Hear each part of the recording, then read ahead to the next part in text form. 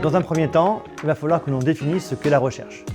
La recherche, c'est d'abord une recherche fondamentale qui permettra d'expliquer différents mécanismes moléculaires, si on parle de la médecine, et ces mécanismes moléculaires pourront ensuite permettre de faire des hypothèses qui pourront être utilisées pour aider les patients dans différentes recherches de pathologies ou de suivi de différentes pathologies.